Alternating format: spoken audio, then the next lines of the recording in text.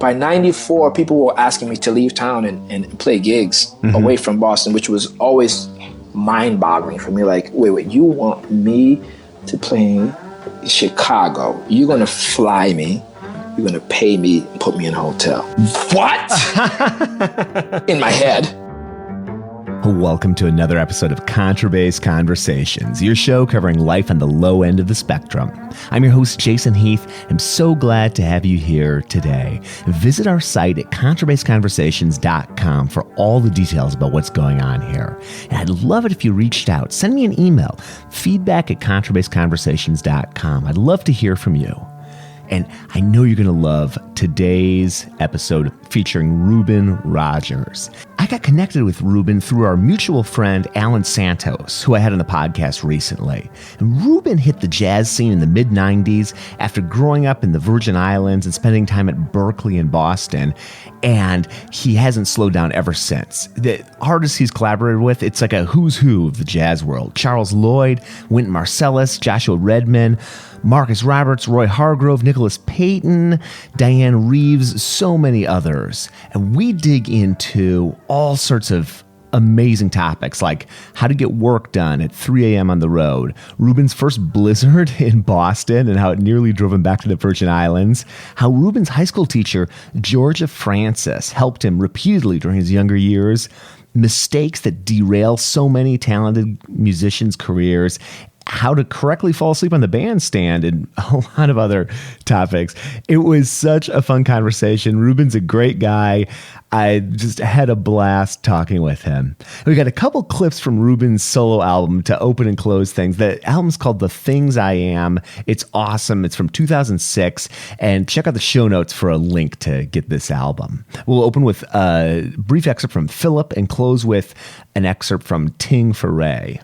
I'd also like to thank our sponsor, D'Addario Strings. And you can hear me playing my set of D'Addario Zyx strings in the background here. I'm really liking these strings. They're great for arco. They're great for pizzicato. They've got a nice growl.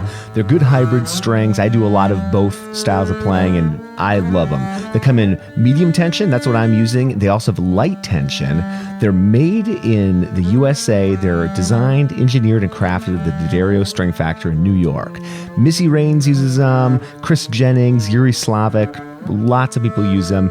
Check them out, and thank you for sponsoring the podcast. All right, here we go with our conversation featuring Reuben Rogers.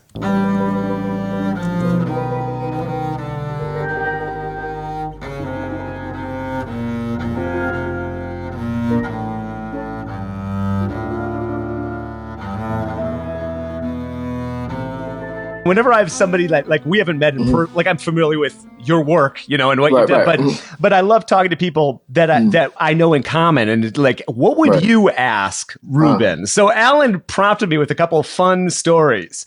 So he said you got to talk to Reuben about falling asleep during a set on the bandstand. What's the story there? Oh, man. Well, I mean, luckily it only happened once. Okay. What happened was I was just jet lagged. I was in Japan. I was playing with the great vocalist Diane Reeves, and we were doing a concert, and I guess it was in the middle of the concert. Yeah, so it was in the middle of the concert. So we break it down. It's a ballad. So the piano and her start out the song duo. Yeah. And at that time, I still sometimes have. At that time, if I had a section of a song where I was just, hanging out, I would sit on a stool, So I sat on a stool and I had the bass kind of like there, and I fell asleep, right? and how I woke up to the drummer, great Greg Hutchinson. He's like, "Psst, Reuben," he's playing. He's like, Reuben. And in that moment, the song is moving through, and she's singing, and everyone's playing. It's a trio, Yeah. And I know exactly what's happening at that moment. And my eyes were still closed, and I just played it off. I was like, I just acted like it was normal, and I was into the music. And I just slowly got up and kept my eyes closed and started just joined in. You know, I don't know if anyone knew, but everyone on the stage. But yeah, it was that. Yeah, I was like, wow. Okay, yeah, I was just really tired. You know, so that definitely happens. I think I have nightmares about that, but they usually involve me falling over with the bass too. Well, so that's the whole thing. I think back on it. I mean, like really, you know, everything, all your limbs, everything really goes dead. I mean, when you go to sleep, right? I mean, right. I'm lucky that I didn't just drop the bass. Yeah, right, exactly. Just boof, but that would have been really horrible. But I'm like, conscious mind, even though I was in another subconscious area, was still there. Like, hold the bass, do not drop it. You'll be fine, So yeah, kind of thing. If we're gonna drop the bass, we don't want to drop the bass that way. That's not the good kind of drop the bass. Yeah. No. Oh my gosh, that would have been horrible.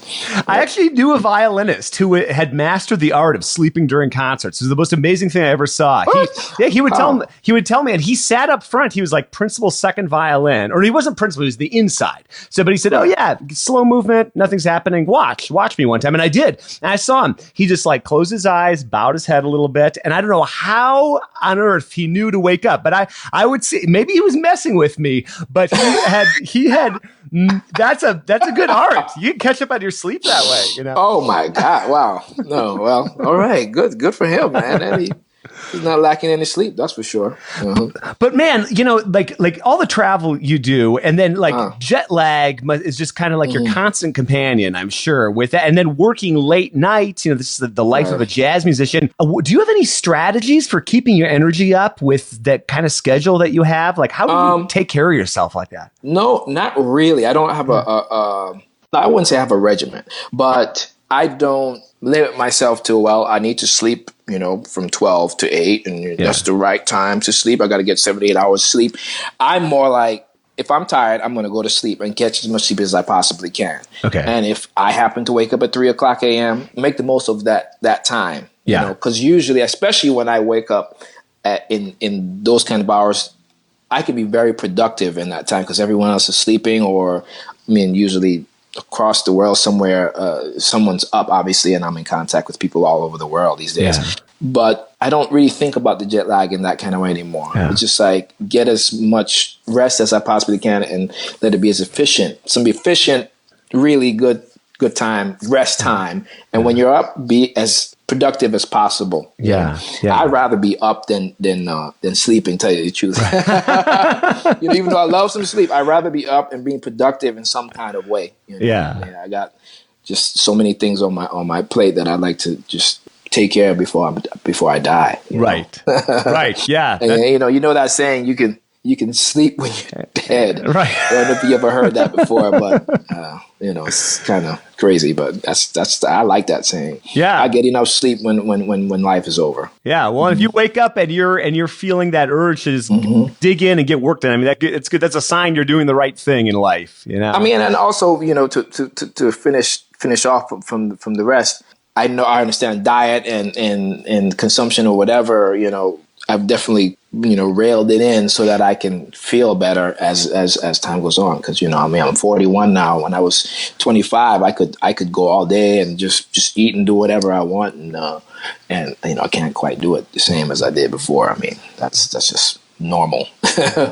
Yeah, how do you fit in that kind of, like, in terms of just exercise and keeping in shape? You're obviously in good shape, and man, is that a hard thing to maintain? Very hard traveling. But it's very hard, and I gotta say I've been a slacker in the past year for sure, year and a half maybe. That's why I've been listening to Allan's talking about the yoga and the competition. I'm like, shoot, I'm such a slacker. I used to be really a serious sportsman. I used to like to play basketball. I would get on a treadmill as much as I possibly could. And I think this happened. It's been a while back now, maybe 5 to 7 years ago, maybe 7 years ago or so. I actually fractured my pinky playing basketball. And I think pretty much all the physical things I used to do to keep in shape pretty much stopped because, that was my livelihood. I didn't even realize I had fractured my pinky. I thought it was just a sprained pinky, and I was still playing, and I was like, man, I had to take like painkillers for the pain to stop before every show, and until I went to the doctor like weeks later because we were on our tour, and they're like, you fractured your pinky. So I'm not as active as I used to be because of that. But I guess it's a proven fact. The more you can move, you walk, I do some exercise here and there, not as much as I would like to, but I'm definitely motivated to do it from people who are on the road with me. Depends on who's on the road, because I have diehard workout-aholics, I call them. They're just into the gym, Yeah. The one guy I can say is Joshua Redman, and when I'm on the road with saxophonist Joshua Redman, it doesn't matter if we get to the hotel and we have like an hour and a half. He's going to go to the gym for at least 30 or 40 minutes of that time. Yeah. And he has a regimen, and I'm really impressed by it. I'm inspired, but I'm too lazy to follow him. But it's inspiring to be with people. Once birds of feather flock together a lot of times. So it's easier when you have people who kind of motivate you, and from them showing an example. Yeah, that would be at least for me. That's easy, Oh, totally.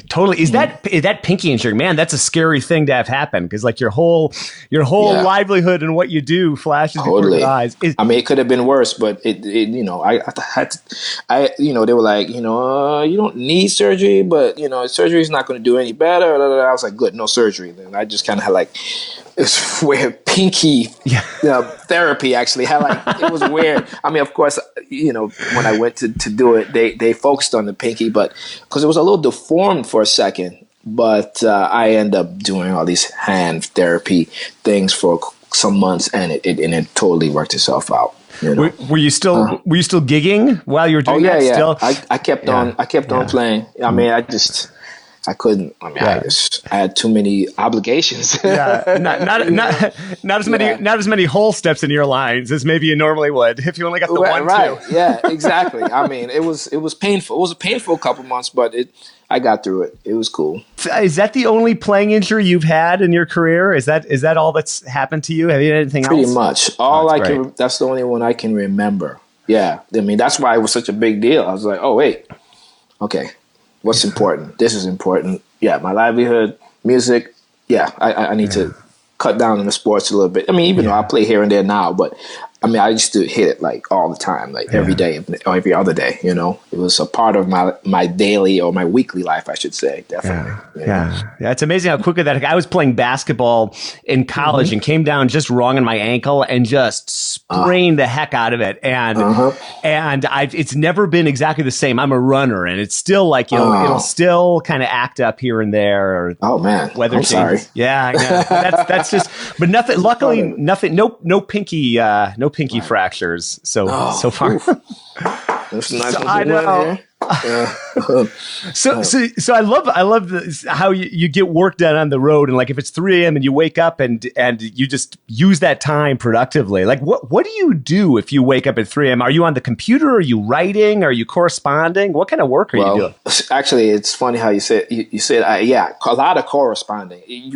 I feel like I spend more time corresponding than I even playing the bass these days. Mainly just because I have so many moving parts in my musical life, being a Super-Sideman, it's just that kind of thing, just between texting and being that I deal with a lot of people all around the world these days. It's kind of like just trying to fit the pieces in or whatever, that's probably the main thing I try to do. And I also have like a couple properties that I actually own. I have a vacation rental that I have that randomly, that's a part of my life too, that I kind of like come off a gig and I see, thank you for your inquiry, Clariview Villas.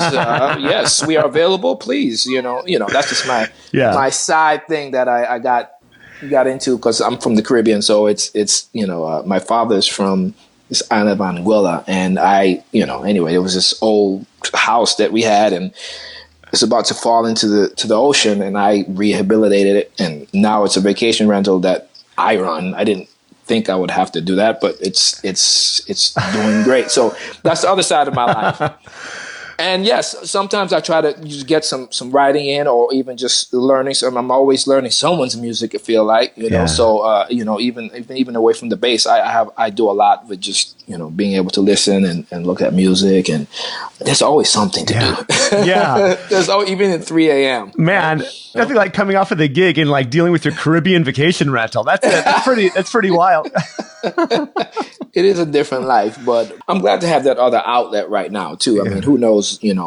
I might have other outlets as time moves on, but that is definitely something away from music that kind of keeps me grounded in a certain kind of way. Yeah. And I'm glad to have it, definitely. Yeah, well, one of the Cleveland Orchestra bass players, Scott Haig, he got really into real estate and the real estate market. Yes. Like, he'd never want to talk about bass, but all he'd want to talk about is real estate. And he always, this is like a few years ago, but he always had like his BlackBerry, and he was like taking his calls and booking around his Cleveland Orchestra rehearsals and that kind of thing. That's great. I mean, hopefully that sense of organization and inspiration maybe hopefully wins his music too. I mean, I definitely it does for me, and I guess it's also a part of the great Charles Lloyd, who I've been able to play with for many years. He's also kind of entrepreneur like that. He owns real estate. He's heavy in stock market, and he's very well off. And he only plays music because he loves it. He's 78 years old, and his philosophy was always endow your creativity. Basically, of course, you make a living from playing music, but it's all right to have some other things on the side that feeds you monetarily and mentally.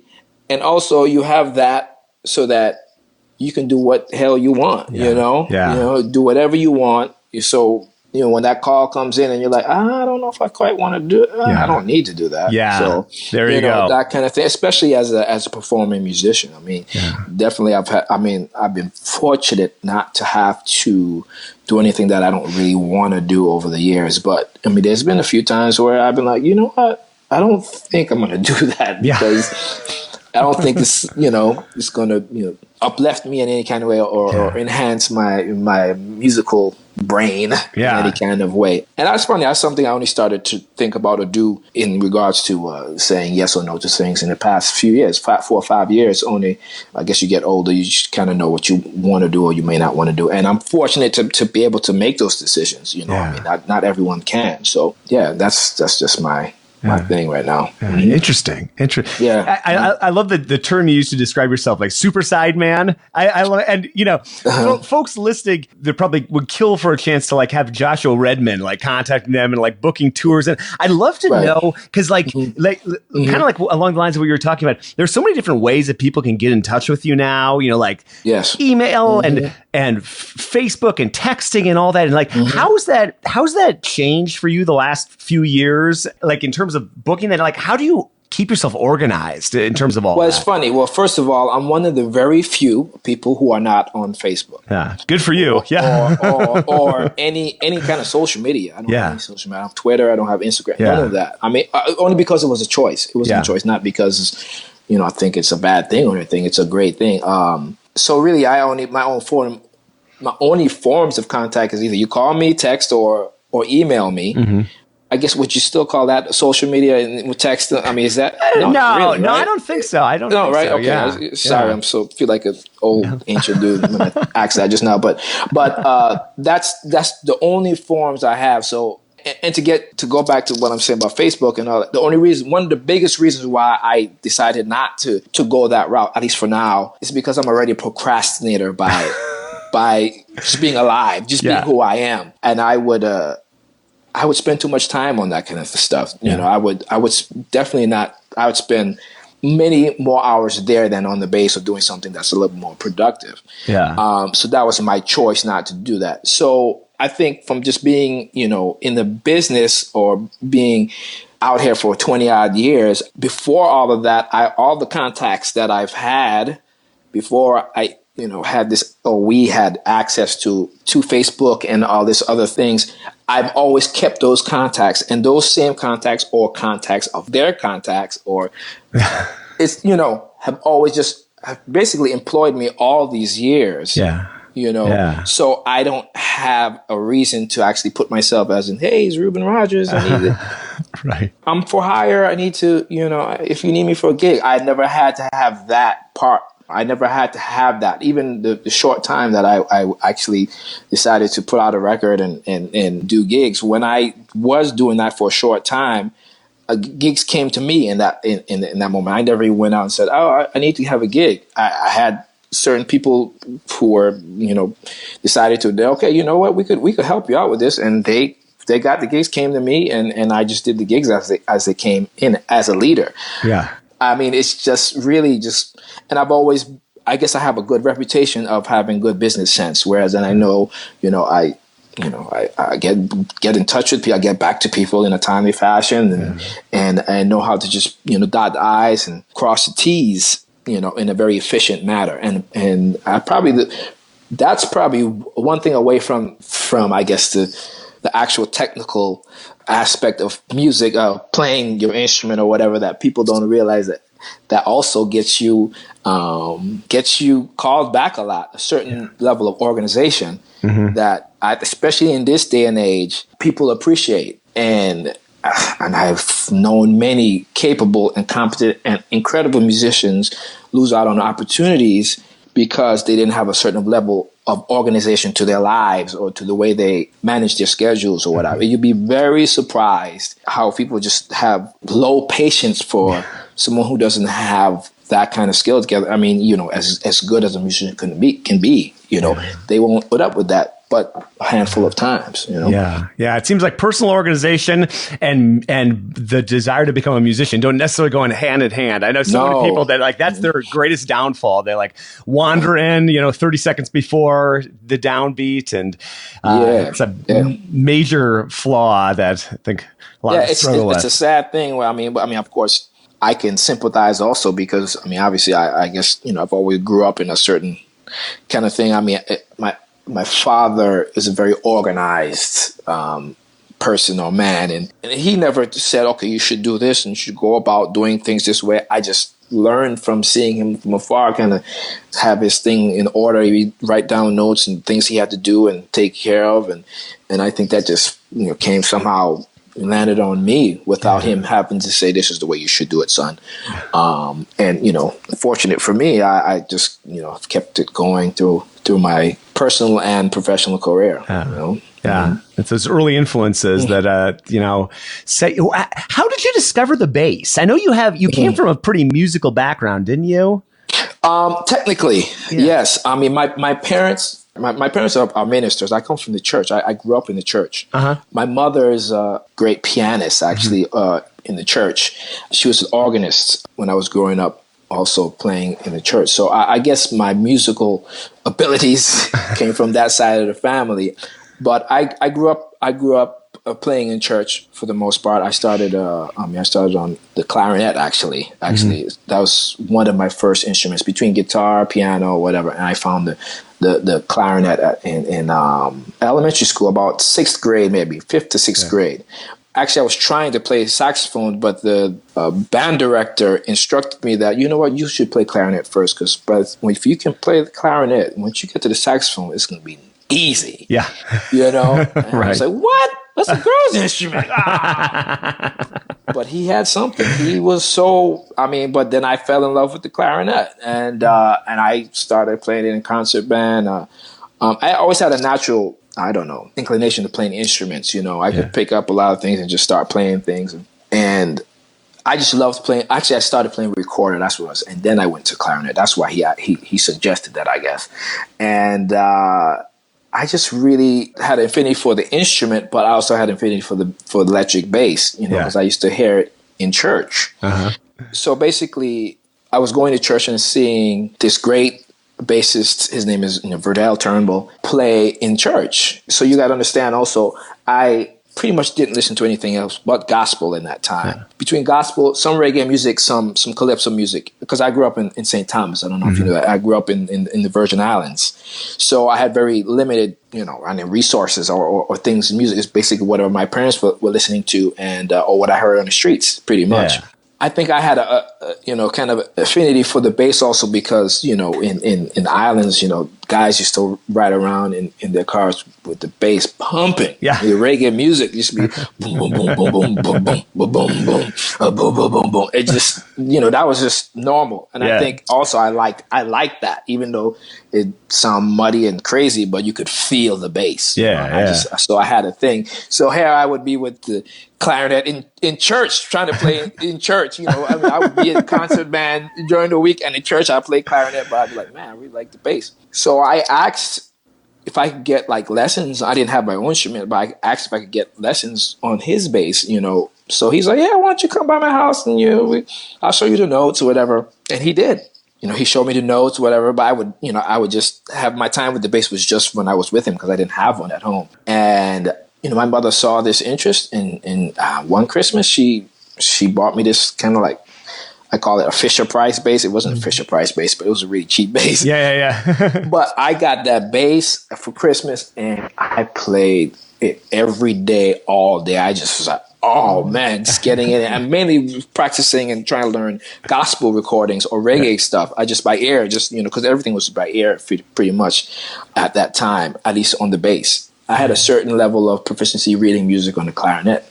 So as time went on, I was playing clarinet in junior high band and was playing bass in church. Yeah. And there was this young lady who went to my church, knew I played both.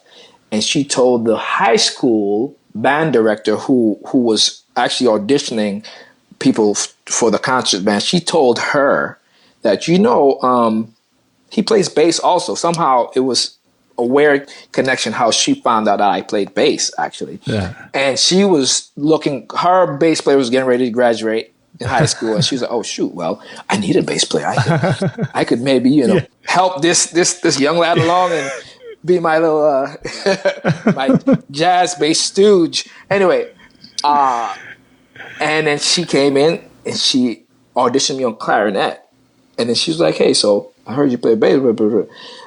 And she was going to have a jazz program. This is me going from junior high to high school. She had a jazz workshop, or it was like a general workshop, but there was going to be jazz a part of it, or at least there was some visiting instructors coming to do a jazz workshop, like for a week or something like that. It's part of the whole thing. So she was like, why don't you come to this thing during the summer, and then we could start working on with you reading bass clef and all that, and then you can, hopefully play in the jazz band.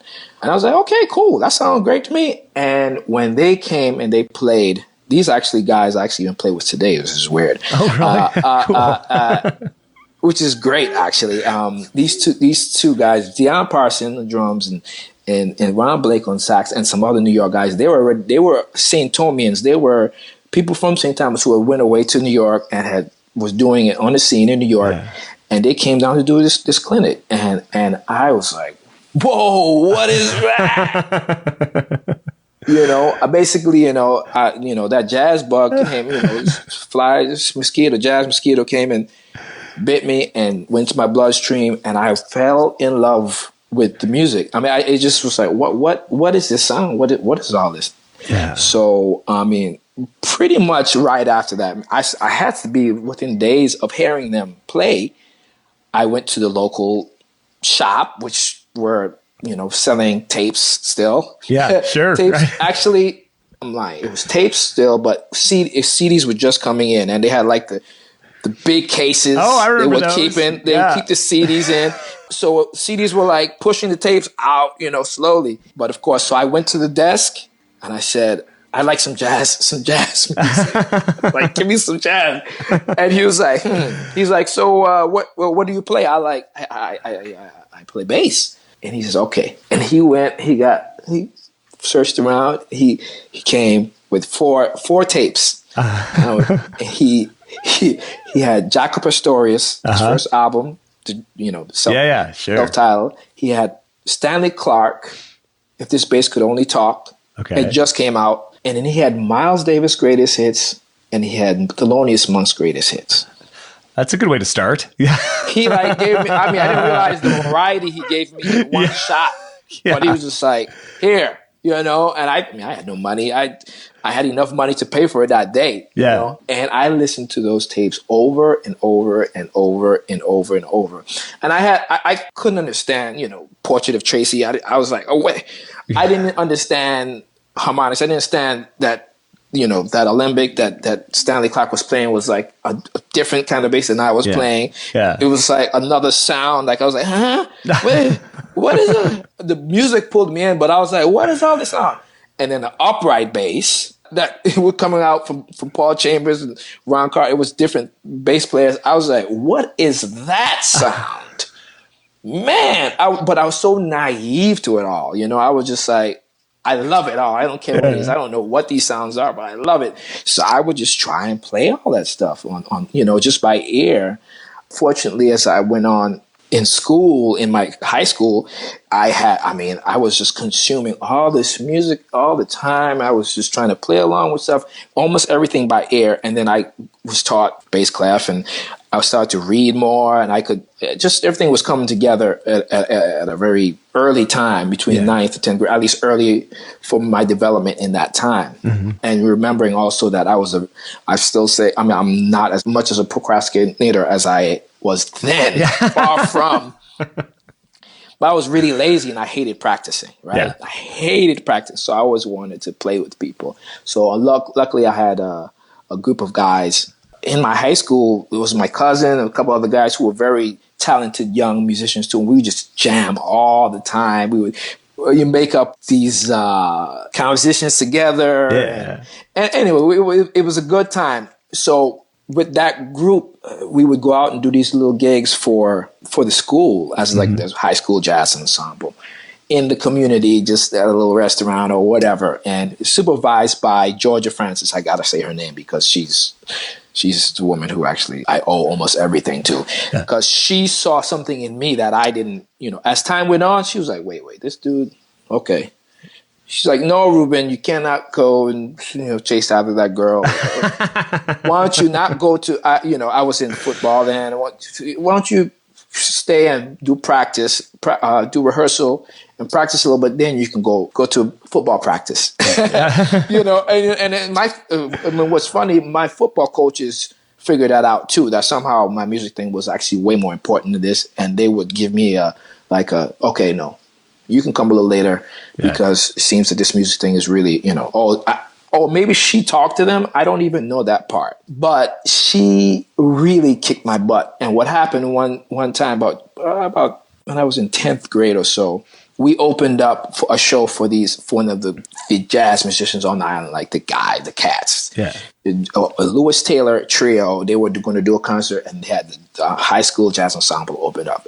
And he heard me play with them. And, it's just definitely one of those kind of things where, as bass players, obviously we're in high demand because that's not never enough of us. Right. Exactly. Never enough. Because so, I'm always surprised when some bass players are like, "Oh, well, I'm not playing that much." I'm like, "What?" I always say, I even say this sometimes to students to jar them a little bit. I say, "How much are you playing in general around?" "Oh, I'm playing once or twice a week." I'm like, you must not be that good. I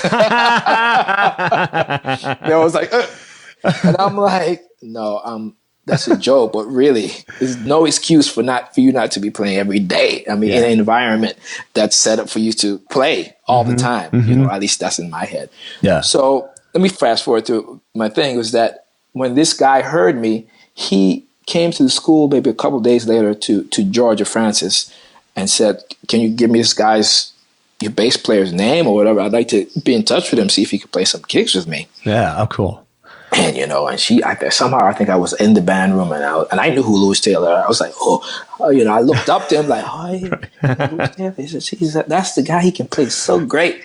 And I was like, oh shoot, Lewis Taylor asking me? I was like, I don't know anything, that kind of thing. But I knew enough to maybe play a few tunes with him or whatever. But he also was like, okay, no, we can figure this out together. But initially I couldn't do it because got to go back to my parents. They're God-fearing people, Right. And my father was like, wait, my son who's, I guess at the time I was 14, 15 maybe. I was young. And, okay, you want to go in a bar and play where there's alcohol and all kind of ungodly things happening. Or, wherever it was, it just wasn't a place for a kid. Yeah. Which he was technically right, but, it was all about the music, and he didn't care about that. My parents, barely even listened to, I've played on over 100 records now, and if they own 2 or 3 even now at 41 years old, wow. I'd be surprised. They'd be very upset if I said that, because they'd be like, no, they'll fight it. I'm like, well, pull them up. Let me see what you got. That's how much they weren't into music, the jazz or anything secular. Yeah. And they are now, and that's okay. I still love them, Yeah. And they love me. So the whole thing is, I say after Louis Taylor was pretty consistent over maybe like a half a year period. And finally, my mother is the one who was like, look, because since she had the musician, her thing was like, well, I had to get a family. I wasn't able to pursue it, like I wanted to. I want you to. So she says, I'm going to handle your father. She had a talk with Louis, and she was like, make sure he comes, you pick him up, you take him, you can bring him back. And he was like, of course, that's definitely part of the deal. And finally, I was able to play with him and some of the top-notch musicians on the island. They guided me through everything. They're like, this? I'm like, no. They're like, all right. Just listen before you play. Just keep on listening. I had big airs then. So, by about the second chorus, I had the tune maybe 80%. And then as we played, we used to play the same songs, the same 20, 30 songs over and over and over. And I learned a book pretty much like that. Playing in restaurants, playing some random concerts here around the town, maybe in St. John, maybe in St. Croix. So that was my first schooling, away from school, was on the gig right away playing electric bass. It's a good way to start, man.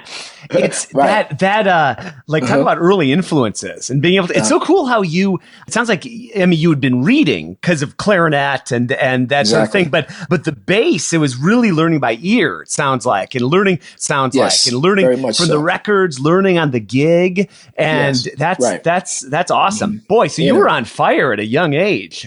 At a young age, I had like some great opportunities. I say for better or for worse, you know? Yeah, sure, right. So I say about the end of my time in high school, St. Georgia Francis, who was so diligent and always ready to help me in some kind of way, had gotten an upright bass for the school, right?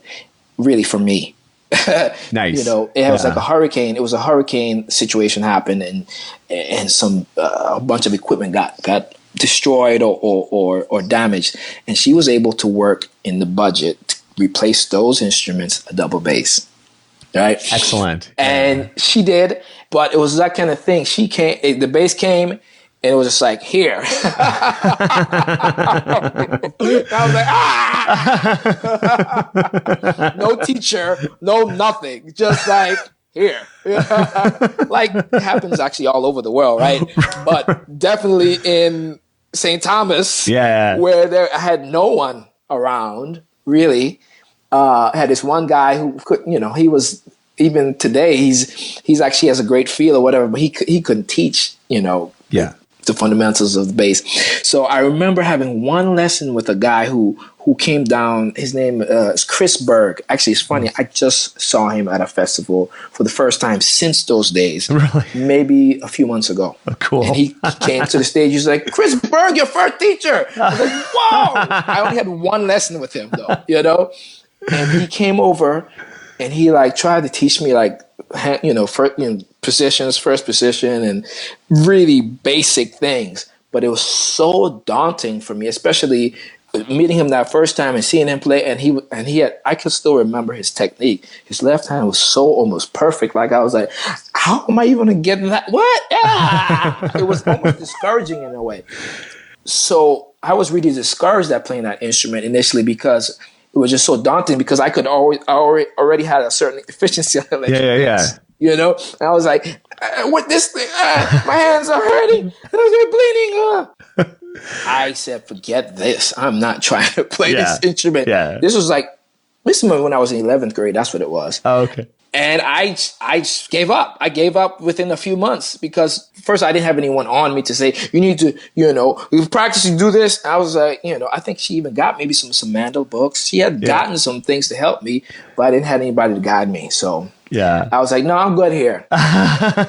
So I said the last few months though, something clicked in my head. I think I was listening to these records with Miles Davis and Thelonious Monk all the time. I was like, man, that's a sound.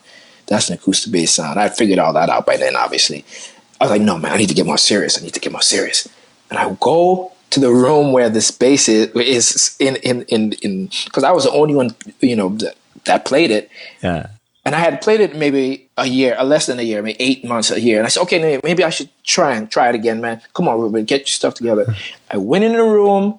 And it was in since we're in the St. Thomas, in a room where it was air conditioned, comes on, goes off. At night, air conditioners go off. Right. What happens. All of a sudden, I see the bass had opened up. It was like a big gaping hole at the bottom of the bass. It was like unplayable. And I was like, oh my gosh.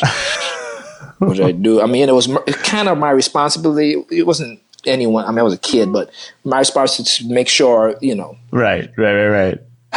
So that was that. I couldn't play. I was like, I was like, yeah. Oh man. I can't even play the instrument now. So fast forward, I ended up getting a partial scholarship to go to Berklee. That was from me going to like during my senior year with my high school. That same jazz ensemble went up to kind of play in this little high school festival, and we all got like small scholarships to go, and I didn't even apply to anywhere else. I was like, okay, nice. I'm going to Boston. I remember the counselor being like, it's normal to apply to 3 or 4 schools, and you go. And I was like, no, they gave me a small scholarship. I'm gonna figure it out. That's where I'm going. I don't need why, But the main thing for me, it wasn't even. I just knew that I loved playing music. I was already playing music, and I mean. Not just a jazz band. I was not just jazz. I was playing calypso. I was playing reggae. I was playing all kinds of gigs. But jazz was really deep in my heart. I didn't realize how deep it was until many years later. But I was just happy with playing music, and I guess I knew that. Shoot, if I was making I wasn't making a living. Sorry, I was making money at that time.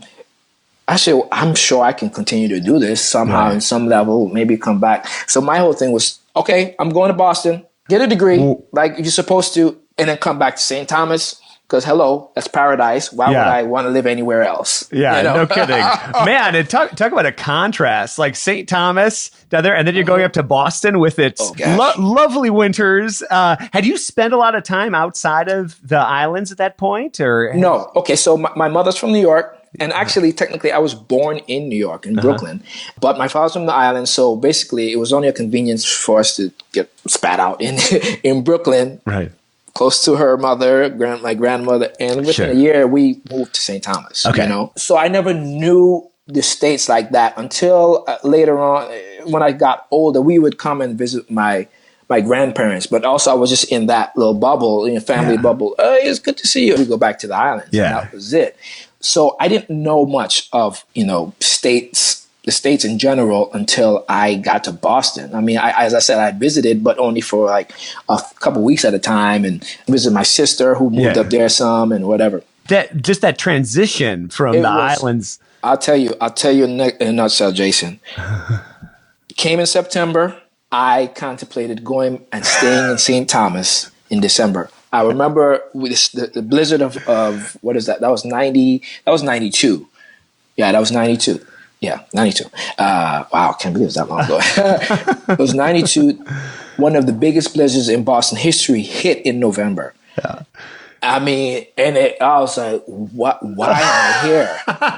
Why would humans live here? Yeah. This is ridiculous. Right. I hated it. And basically, I went to school. Yeah, I stayed in Boston until December, and it was Christmas break. That's what happened. Christmas break. I remember even thinking during my preparation to go back to St. Thomas for Christmas break that I was like, okay, I'm going to tell my parents that I'm not coming back. This is not for me. Yeah. This is not for me. Even in that early time, things were going like actually really great the first semester. Yeah. But the weather and the just the cultural shock was a lot for my psyche. And I was like, I don't want to be here. Yeah, like we were talking about laid back places and not laid back places. Boston, not so much. No. But I tell you what, Jason, so when I got to Boston, literally when I walked into Berklee, the first day I walked in there, electric bass on my back, suitcase in hand, checking into the dorms, this guy came up to me and says, "Hey, is that a bass?" I'm like, yeah. "Oh, you want to jam?" Nice.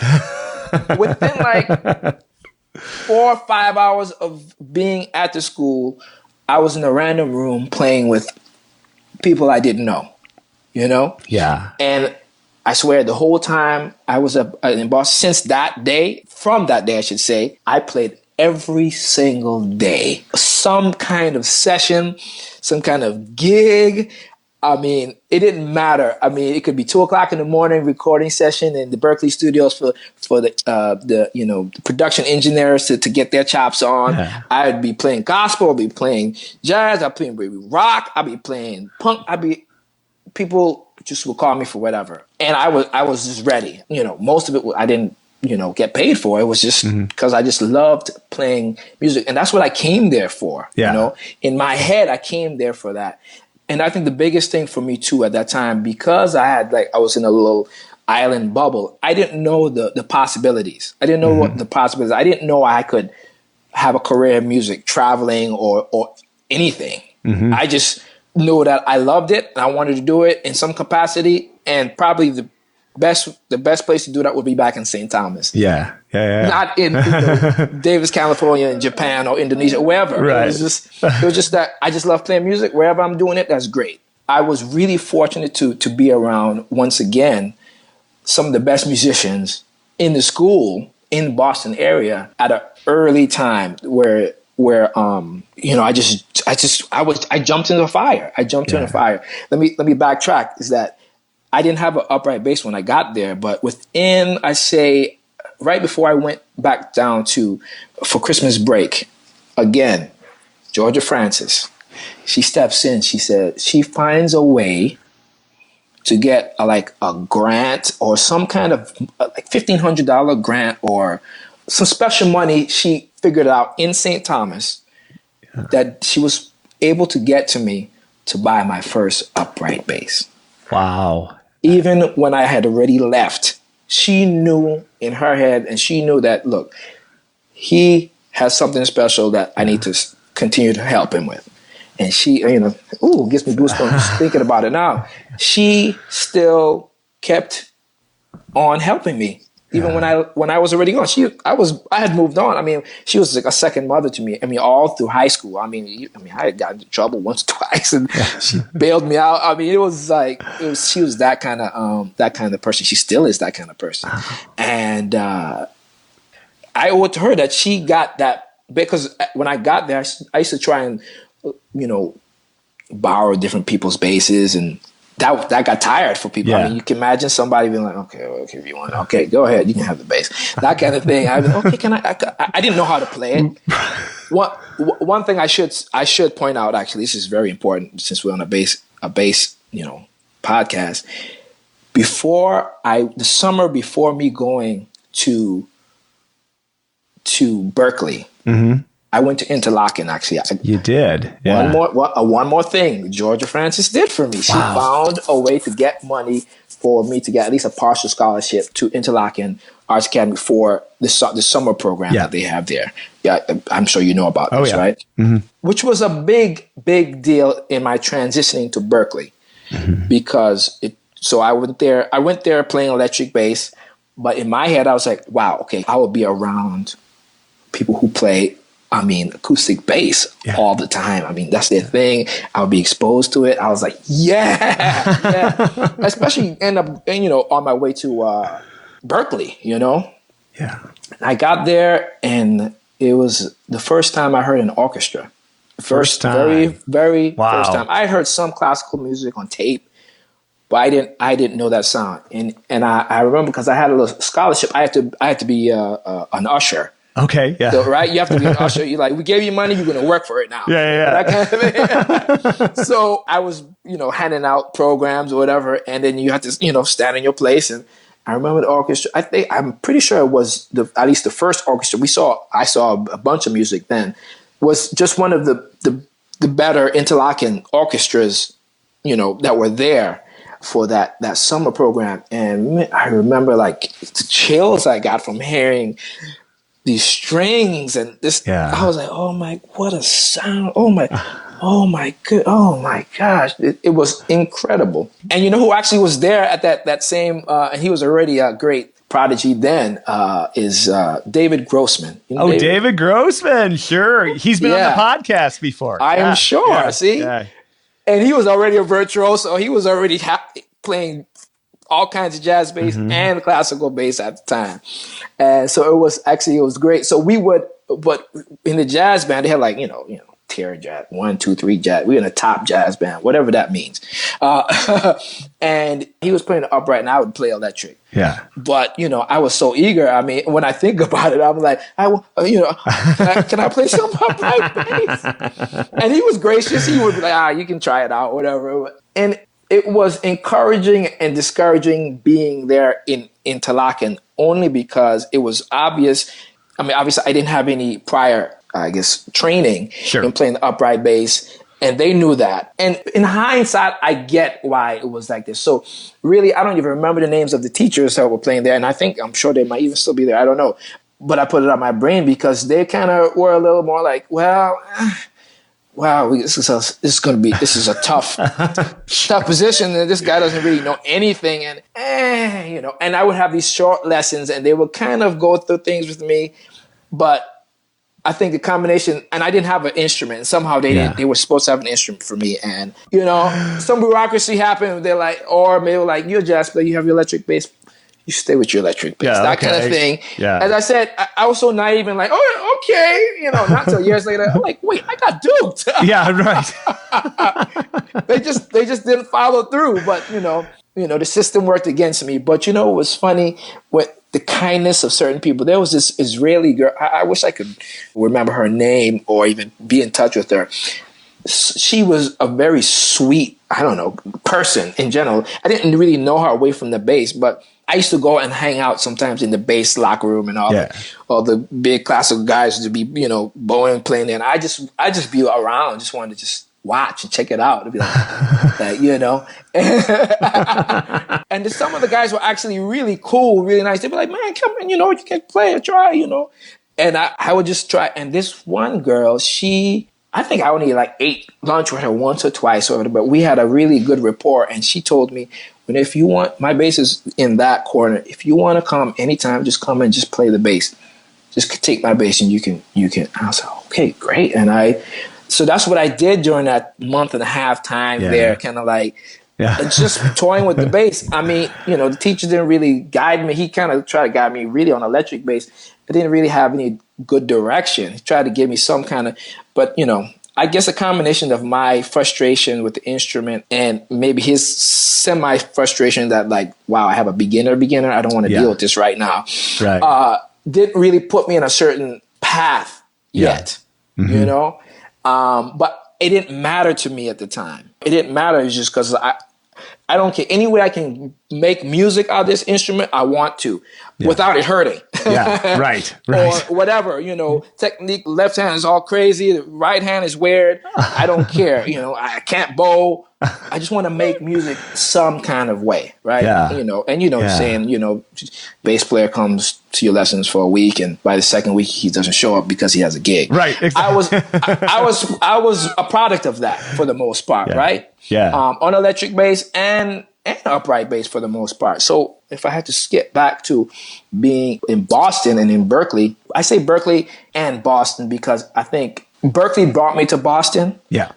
But I think Boston is such a smorgasbord of there's so many schools, so many venues at the time, and so many opportunities that I can't say that just Berklee was the reason to help my development. Right. It was the sum of everything happening in Boston really helped me develop very quickly, or maybe I think brought out the natural ability that I had in myself that Georgia heard or knew. And it was like, okay, there's something different about this dude.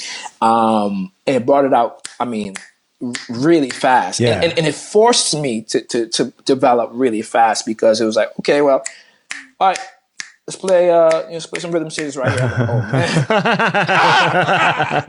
I can't get there. Okay. And then people, they roll their eyes and be like, oh, this is good. I was like, okay, I do not want these guys to roll their eyes at me anymore. Yeah. And it's funny. So I would go and practice. I had a teacher finally my second semester. His name was Whit Brown. Mm-hmm. I think he's still at Berklee as far as I know. And he started set me on a certain kind of path. It's funny. Whit's thing was more. He didn't even teach me like the basic technical things.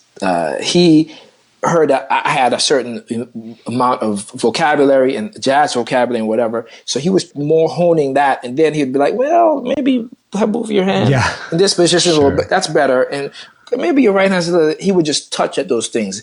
I didn't come from a thing like, well, okay, these are your scales. These are your fingerings. These are your, this is your positions and da, da, da, da. I actually, for the most part, learned a lot of that on my own. Yeah. You know? And I still wouldn't say, that's why, this is such a beautiful thing. I still am learning a lot of that stuff. Yeah. Even to this day at 41 years old. Yeah. So I didn't go to that traditional, okay, you have to get your technique a certain kind of way or whatever. Actually, that didn't even become as important to me, I say, not until the past 10 to 15 years, 10 to 12 years. And I've been traveling 24 years already. Yeah. Because I think I was thrown in the fire. You better play. You hired to play this gig. Make it happen, you know? And I think it's mainly because people, and this happens to a lot of bass players, they're not hired for their technique or whatever. If you feel good and your sound is pretty decent, you're hired because that's what we need. Right, that's exactly. What we need, right? Yeah, at least in a jazz setting or a lot of non-conventional or non-classical situations, So I remember even when I was in Boston, I knew in my head, like, you know what? If I get my classical or I get my technique together better or even bowing or whatever, it's going to help me. I knew that already. That it's going to help me down the line as goes. No matter if I play that or not, I need to get this under my belt. And I actually started taking. I need to remember these guys' name. Obviously, I didn't do much with them. As I would remember the names. That's crazy, Reuben. If I'm sure I'll leave and remember. But the thing is, I would only have a few lessons with them, and that would be it. Yeah, Right. I remember the one guy. I think he played German. That's what it is. And I was forcing, the French grip, and it didn't feel natural. Yeah. So for me, and so he was like, "Oh yeah, you should play German." Yeah. And that felt a lot natural for me in my hand. And he started getting me through exercises, started me in the nanny books and the Samandal Force. But you got to realize already by then I was already working all the time in Boston. Yeah. And people, by 94, people were asking me to leave town and play gigs away from Boston, which was always mind-boggling for me. Like, wait, you want me to play Chicago? You're going to fly me. You're going to pay me and put me in a hotel. What? In my head, like, yeah, I can make that. I'd be like, what? Me? Really? Wow. Okay. And I would go and do it. And my first gig was like Marcus Roberts, great a pianist, jazz pianist. When they started calling me, I was like, huh? Because they would come around town and hear the different musicians were at Berklee, I guess. And I knew some, a couple of musicians who were already playing with some people. Word got around, and as I said, always looking. Everyone's always in search of a bass player, a young bass player and that was such like, wow, you want me to play? Well, it's funny, like the travel thing. Like it reminds me, it's like when you go to your website, what's the first thing that pops up? It's like a blue bass case, and then poof, it's like. Good symbol of your career. Yeah. But what I'm going to get at is that I actually attempted to join the community orchestra in a community orchestra that one of the bass teachers was playing it in. And I asked him, by then I had a little bit, I had enough technique that I could probably get through it. But I was like, like anything else in my head, I was like, well, shoot, I learned to play at that tempo by just doing it. Yeah. I want to just jump in. I might, some people will be upset with me for a while. And I thought that in my head. I was fearless in that way. I mean, people would be hearing, and me getting through the patches, but I would get it. I would get it sooner or later. And he was like, "Well, yeah, come to rehearsal. Come to rehearsal, and you try it out. We'll see if we can get you in there." I mean, it's no prerequisites. It was like a community, orchestra that needed bass players, and I was like, cool. And I remember, I think maybe a couple days before that rehearsal, someone called me to go out of town to go play. And I never got to that rehearsal, and then it just went to the back of my head, and I was like, I don't want to. I'm not going to do that, whatever. Yeah. And for many years, I was just, trying to figure it out, on my own. And I would take lessons from different jazz players or classical players as I was on the road. I mean, I did lessons with Ron Carter, of course, Rufus Reed, and Patitucci, this great Leroy Vinegar. I mean, even Chuck Israels. I remember on the road seeing him, and Orrin O'Brien, even guys, who were in a local orchestra that, that I met somehow or knew someone. I would try and just get some kind of tutelage from anybody I could, because I knew that was an important part of it. Since my life had already gotten to a point where doing something really regular, at least in my head, wasn't going to work for me right then, because I was just, pretty much from 94, 95, my schedule's pretty much been what it is now. Pretty 7 or 8 months traveling on the road. And now it's, you make time for what you want. You know what I mean? Sure. What you want. That was a bad excuse. And still, and I realized that's a bad excuse not to seek someone who could work with me even once a month or twice a month. As I said, but that's something I had to grow into and realize that even now, to get my technique together, because obviously the more technique, the great Ron Carter always says that his thing, he doesn't even practice anything musical that much anymore. His whole thing is he works on his technique, because he has so many things he wants to play that he cannot play. Sure, He just technically cannot get to, so he hopes to get to that point, where he can actually technically play it, and and ultimately, especially with this instrument, is that kind of thing, man. That's an interesting. Yeah, it's that sharpening the blade kind of practice, working, to just opening up your vocabulary. Man, so you said that about like the last 10 years, you started to focus more on technique and the bass. Yeah. I say 10 to maybe a little bit more. I'd say it's been more, it's been more in the forefront. I think it's always been here, maybe here over time. It's always been there. And of course, over the many years, I changed the way I play, because I started with really bad habits to make the gig. And then there were some people who were like, "Oh no, hey, and I was like, okay." But to make the gig, I gotta do what I gotta do to get through the gig. And then slowly, mentally, I was like, okay, I gotta stop doing that. So I remember I used to play with these two fingers like this all the time. I was muscle the bass, just right. Play it hard for no good reason, because I thought I was getting a bigger sound. Even with the balls, I want a big sound every time. No finesse, no nothing. And then to somebody still, one or two, times, people telling me that, come, ease up. It's not, you don't have to do that. And I had to keep on thinking about those things over and over and over while I was playing, because in the heat of the battle, I was so used to, right.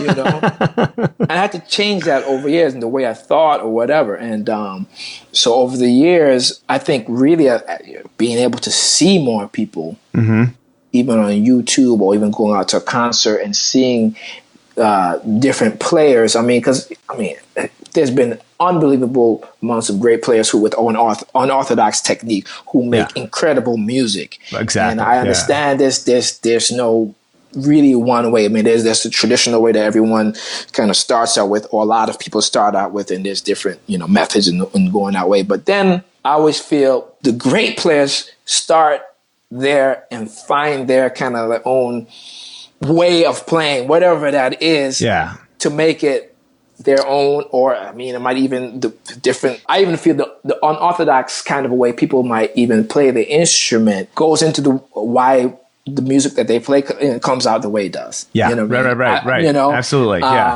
And ultimately, that's what we're going for. That's what we hope to get into. I mean, unless you play in a section in that kind of way. And that's the thing I always feel I didn't get an opportunity to play in a section. I still feel to this day that maybe I will one day, to just know what that is, the camaraderie to play as one with, I don't know, even two other bass players or even a section. That I always feel like I've never had. But what I have felt is like the New York Philharmonic or the Berlin Philharmonic or the Chicago Symphony. Yeah. Me being the jazz bassist in a trio setting and 8 other bass players just kind of waiting, just looking on. Yeah, right. Yeah, Tim totally. Powell, all these top bass players. I'm like, they must be like, what is this dude doing? I mean, even though it's it goes both ways for sure. Yeah, that's it's interesting. I'm putting down myself actually saying but because I've had the opportunity to play with this, the great Diane Reeves, and she had an album called A Tribute to Sarah Vaughan. Yeah. What she did with the orchestra. We would do all these concerts with all these great orchestras, and it was such a treat to hear all this thing behind me, and they wouldn't be playing the same thing as me, so they would be, they have all these string arrangements, really beautiful string arrangements by Billy Childs, and then we'd break down into the trio set, and I'd be walking bass, and it was just a different sound, but I would just be, and there were some parts I would play with them, like just a few board parts, so that's close as I ever got to play in a section, and what section, better sections like that with Berlin Philharmonic, right. The Berlin Philharmonic was really special. Wow, what professionals. The New York Philharmonic also. I mean, that's the last time I saw David. Actually, it was maybe 2 years ago. Yeah, with New York Phil. Yeah, yeah, they were. It was a New Year's concert, and I was playing with Diane again. Actually, who I hadn't played in many years, but that concert they asked me to do, and it was great to see Tim Kyle, everybody. It was great. Yeah, and two of the world's great orchestras, and those are two orchestras that have that very distinctive sound, and just Berlin is it's it's the Berlin Philharmonic when you hear. You don't have to see them. It's the New York Philharmonic, and any bass section would love to have you. Is it like if you ever do play somewhere, let me know. The story they would you'd be the most fascinating person in that orchestra for sure. That's funny. It was fun. I mean, I got it over the years. Away from that time in Interlaken, I've had a lot of opportunities to be around the LA Philharmonic and everybody. Many orchestras from being part of a jazz trio, which is not a lot of people have the opportunity. I was very fortunate, but it also gave me another appreciation to be able to see, even like local. It's the difference between your local schmokel orchestra. I mean, luckily over those years I was playing here, we played with many different orchestras, from the top notch to people, I don't know. Right. It was, I really loved those years. I mean, I don't know. We went to play with at least 50, 60, maybe 50 different orchestras, and it was a good time. That was maybe 10 years ago, maybe. Yeah. So, anyway. How do you? So travel, it's like a theme of your life, and you're a bass player, right? Tell me about it. Yeah. So how has that been, just from a practical sense? How do you get around with your bass? Are you in charge of your bass? Does the tour take care of it? How does that work? Okay, so I mean, when things have changed a lot, obviously, as you know, in the world of bass travel, especially, it was never easy. But it was the norm when I first started playing. I'd say from 92 till about 2001 or 2, or maybe shortly after, the Trade Center. Right.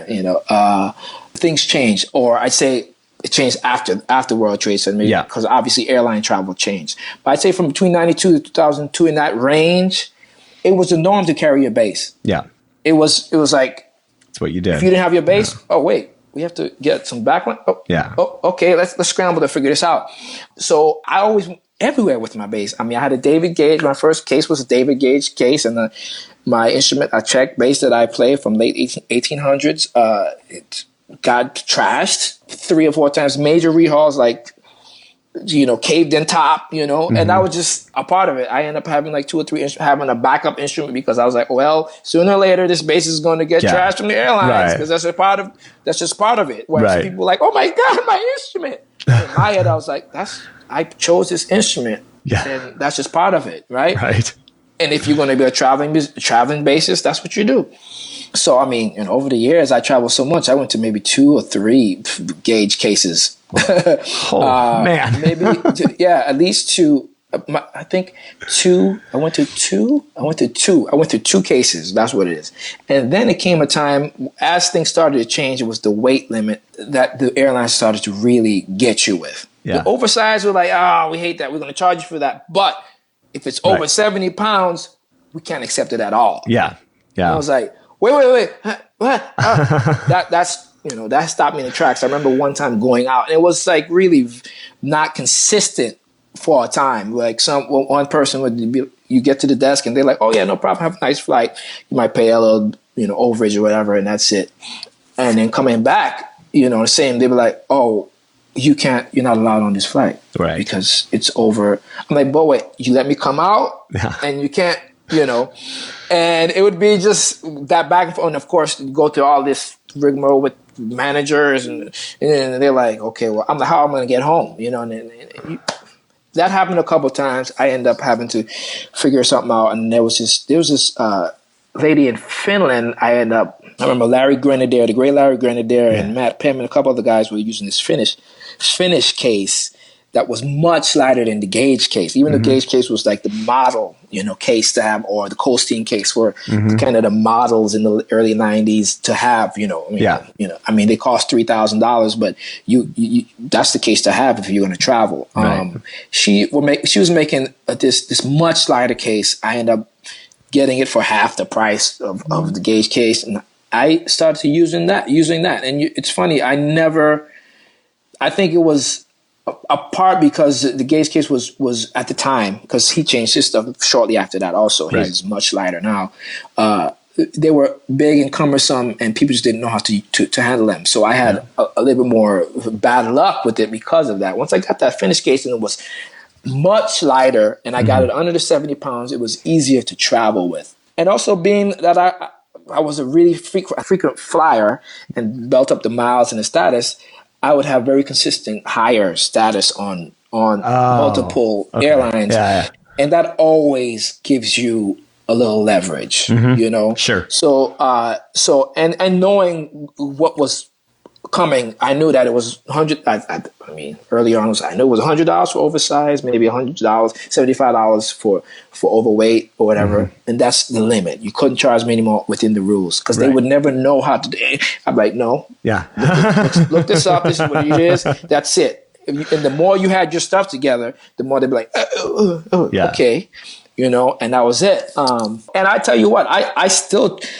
Up to even just a couple of years ago, I still traveled with that Finnish case, until I started doing more things in Europe where I had to be on trains and 3 or 4, about more than that, maybe 3 or 4 years ago, I started doing more train travel, and to have the big case, traveling to the train station and stuff like that. I was like, okay, I gotta figure this out, and it's become the norm for a lot of bassists to have their basses transported into collapsible. I swear in the past 5 years it's been quite the norm of like guys getting their unbelievable high pedigree instruments transformed, which I always thought was like, wow. I have a Czech bassist $13,000-$14,000. Even that I was like, I don't want to do it. And I still did it, because it's, for me it was like, okay, well, if I don't do it, that means I never play my instrument. Right. Because I'm never home. Right, exactly. I'm never home. I play a couple weeks in New York a year, or even in California. I play my own instrument that I love very much, maybe a month out of the year if I had to just weight on that. So that's basically now how I travel with it. Yeah, those neck conversions. Oh yeah, those are great. Conversion. Yeah. So it's and and it was scary and weird. I mean, everyone's a little like, oh no, my instrumental, right. But they've really mastered it so that it still keeps the integrity of the instrument. Sometimes makes it better. And it's so much easier. I think it's still big. It's still what it is. It's still your neck in another case usually, and it comes together. But it's not, especially with travel, it's not as like, oh, look at this 7-foot thing coming towards me. Oh, no. Yeah. Okay, let me think in my head. Okay, that'll be 400. Maybe it's 5. How much do I want to charge this guy? Because it's not within the rules. Yeah. That kind of thing. With the smaller bass, smallest, lighter case, it's within a good weight limit, and it's not as like abrasive when you see it. So, and as I said, with me traveling a lot, I have a great status. I keep that. I always tell people that I travel. Traveling is the work.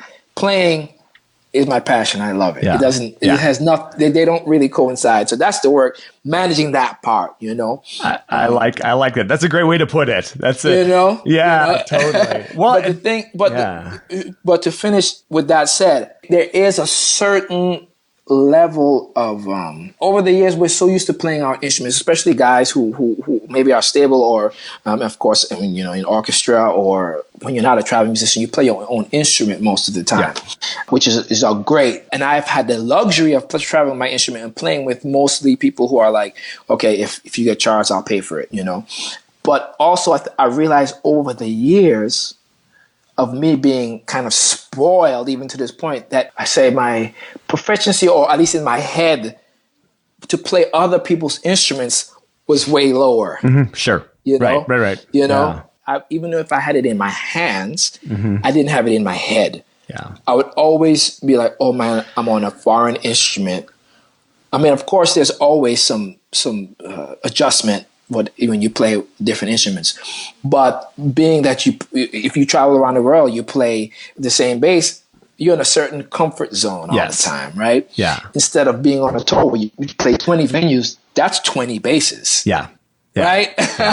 Yeah. And that kind of thing, I've started to try and do more in the past couple of years. Not bring my bass so that I can work up my level of proficiency or courage or comfortable ability, or you want to call it, to play other instruments and be in an unfamiliar environment and make the best music I possibly can.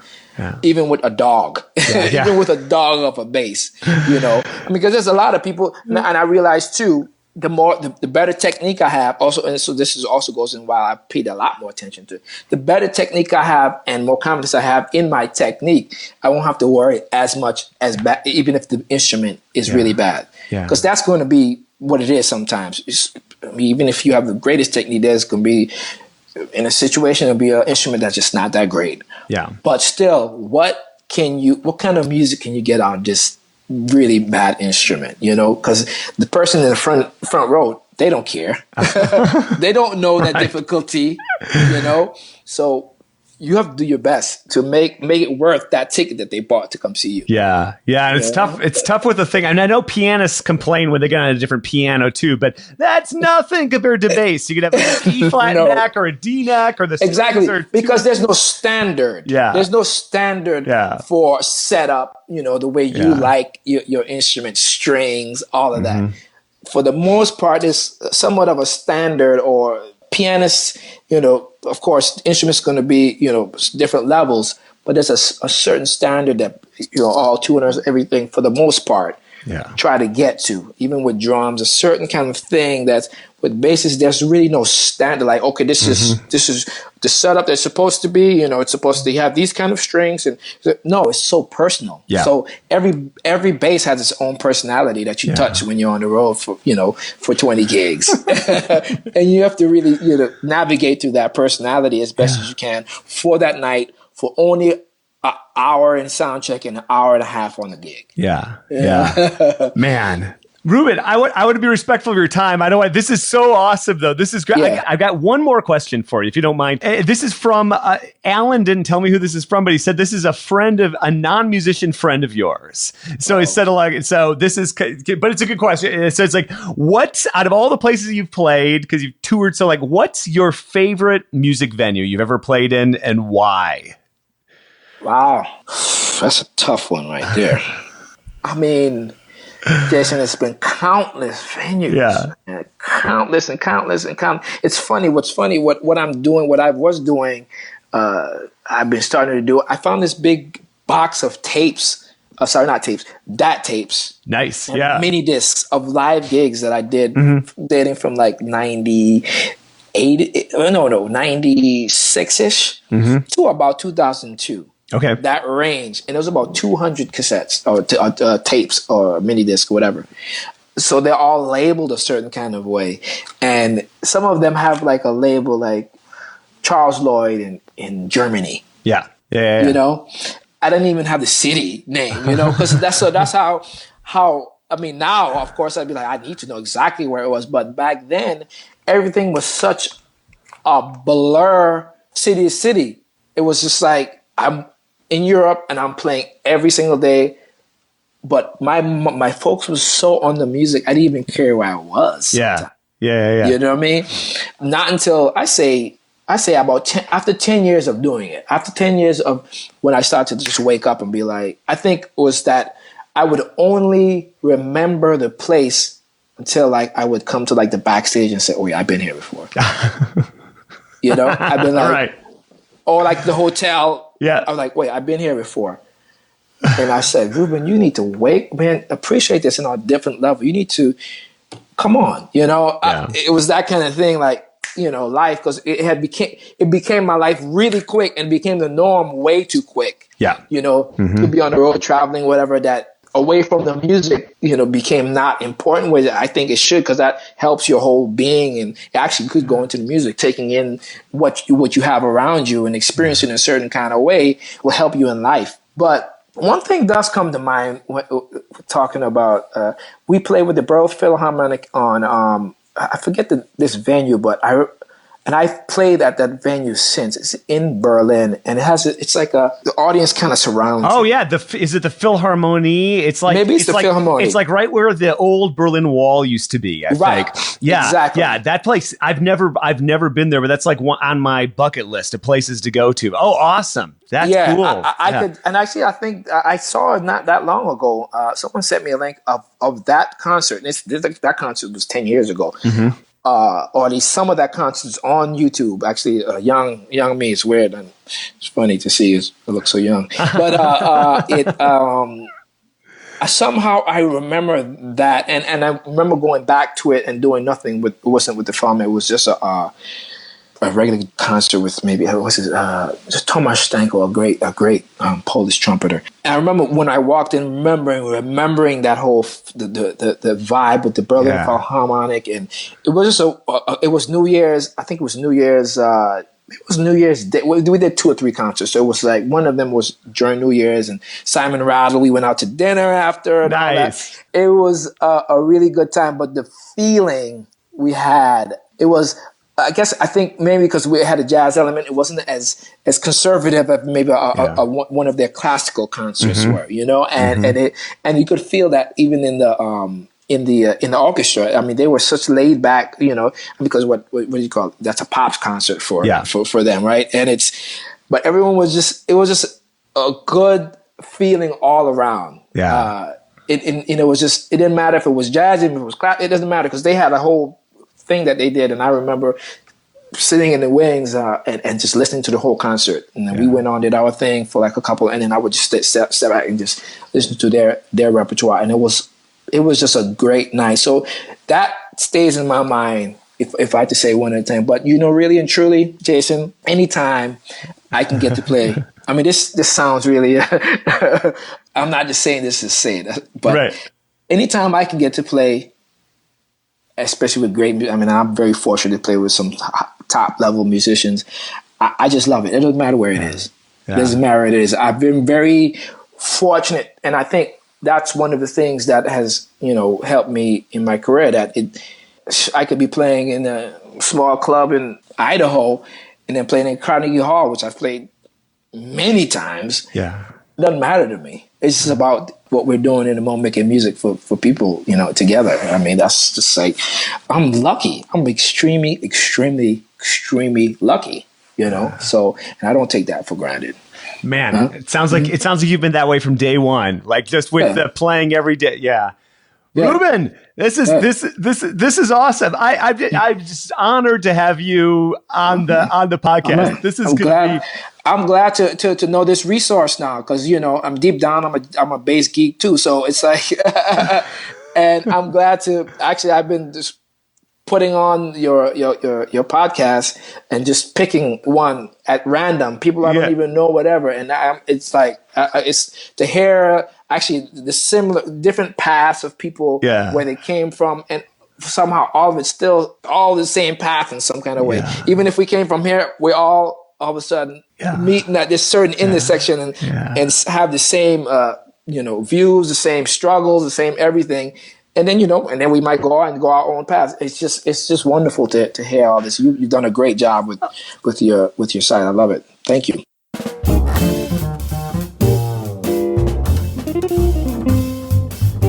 Reuben, what a pleasure. So great to talk to you. Thank you so much for being on the show. And folks, check him out at his website, ReubenRogers.com. All right, we've got a ton of listener feedback and news and all sorts of things here, and I'll do a little bit today and I'll save a little bit for some future episodes. But thank you so much for writing in. I love hearing from everybody. I respond to every email I get. Feedback at contrabassconversations.com will get you in touch with me. And there's another way you can get in touch. I don't usually talk about this, but there is a phone number that goes to a Google Voice line, so you won't get me live, but the number is 415-952-5643. That will go to a voicemail, and you can leave a comment, and I'll play it on the show. I've done this in the past. I don't really promote it that much, but there's a special anniversary coming up here. Well, actually, there are two anniversaries. Right now is the 1-year anniversary of relaunching this podcast. And I've put out, this is over 100 episodes in the last year. This is episode 272. I rebooted this thing at 161. So it's been a busy year. So there's that anniversary. But there's a more significant anniversary coming up, which is the 10-year anniversary of this podcast. I am an OG podcaster. Started back in 2007. So January 1st, 2007 was the first episode. January 1st, 2017 will be the 10th anniversary of the podcast. I want to do something special, still getting some ideas. But one thing I would love to do is to collect some listener voicemails. Just introduce yourself. Let me know where you are. Let me know where you were 10 years ago. Let me know when you first discovered the podcast. It could be this episode. It could be 10 years ago. It's so fascinating to hear the journey that people have had in their lives. And especially, I love hearing from people that were with me in the early days. It was a real different show in the early days. It was a lot more Chicago-centric. But I would love to hear from you. That number again, 415-952-5643. 415-952-5643. It's on the show notes for this episode. Also, if you use the Contrabass Conversations app, there is an option in that app to call, and that'll call that number. So go ahead, call in. Let me know a little bit about yourself. I'd love to get some calls and to collect them and put them into a 10th anniversary episode. I also have a few other ideas for how to celebrate that anniversary, and I'll let you know more on that later. A little more bass news.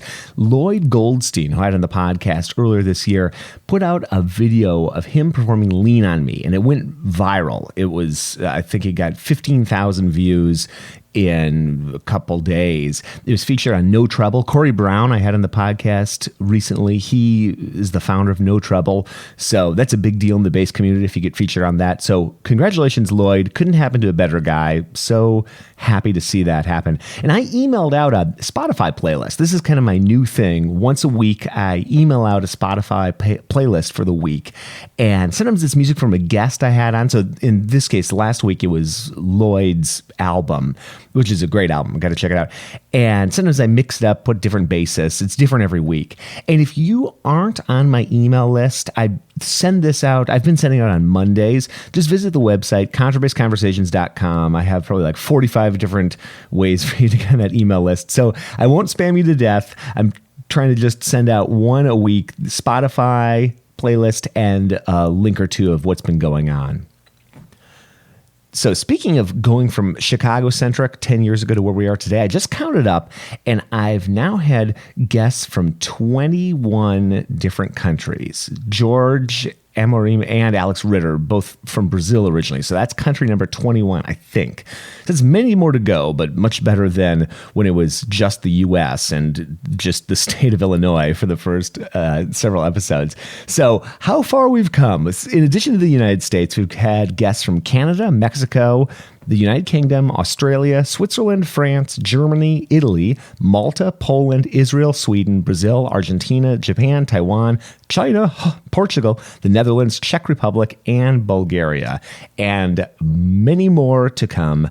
I'm trying to make this as international a show as possible. I love talking to people from across the globe, and I'm sure you love hearing from them. So expect more of that soon. So some listener feedback for this week. I got a message from Mark Wickham, who I met at Prague at Base 2016. And Mark says, it was great to meet you in Prague and spend a sunny afternoon hanging out with you, Donovan Stokes, Lloyd Goldstein, and Lloyd's wife, Mary Grace. Yeah, we had a wonderful walk up the castle complex in Prague, gorgeous sunny day, to this Czech microbrewery, sitting out in the sun, drinking some Czech microbrews and having a good conversation. That's a good way to spend a day. So thank you, Mark. Mark says, I've been listening to a bunch of episodes of the podcast lately while doing practice exams for the German driver's test. That's a good way to listen to the podcast. I really love it. It goes without saying, it's been helping me through the monotony of those tests to listen to these incredibly engaging conversations. I hope we will cross paths again soon. Keep in touch. And thank you, Mark. That's awesome. I love hearing about how people listen to this podcast. I know that I listen to podcasts when I'm cooking, when I'm exercising, when I'm just puttering around the house and driving. Of course, that's a big one. You might be listening to this when you're driving too. And I've heard people say that they listen to when they warm up. I love that. That's a cool way to listen to them. So let me know. Let me know how you listen to these podcasts. Send me a message. Roberto de Bellis also wrote in, who lives in Montevideo and actually went to school at DePaul University, and I played with him in the Civic Orchestra of Chicago. So it's so great to hear from you, Roberto. We haven't talked in not 20 years, but almost 20 years. And it's how cool the internet is. And to say that, obviously you know that, but just the ability to reconnect with friends like that and bass players that I've known in years past that are discovering the podcast. It's great. Roberto says he's been checking the blog and the podcast out for quite a while now. Thanks for keeping all of us interested and informed. And good to hear from you, man. I really appreciate it. One more bit of listener feedback. I've got a lot, but I'll save it for some future episodes. Bill Ortega wrote in and says, should I worry about double bass stools for my high school kids? And I didn't copy here what I wrote back to him, but I think what I said, and if you have another thought, send me a message and let me know. But as I think the answer I give is, I guess technically no, but they will massively appreciate you if you do give them stools. And some bass players only play on stools. So I guess really the answer should be yes. And back in my high school orchestra director days, which feels like a long time ago, it was really only a few months ago, if I did not put my stools out for my bass players, they would make it their mission to find stools. So I would look and my bass section was gone. They were trolling the hallways, they were trolling the practice rooms, they were going underneath the stage. It was amazing how motivated these high school kids that looked half asleep a lot of the time. If there was no stool, they sprang into action. And so, Bill, maybe if you'd like to see your bass players at the beginning of rehearsal and not underneath the stage scrounging around, just give them stools. That's probably a good move. All right. Thanks again for writing in. Reuben, thank you for being a guest. How cool. What a great opportunity. And what a unique opportunity, and what a privilege it is to do what I do. I'm humbled by the opportunity to talk to people like Reuben Rogers. I never in a million years thought I'd be having these kind of conversations. If you'd asked 20-year-old Jason, never would have thought that. But I'm honored. I'm just so happy to be doing what I'm doing. I'm so happy to have you here with me on this journey, talking to people like Reuben. So thanks again for tuning in. We will see you again soon for more life on the low end of the spectrum.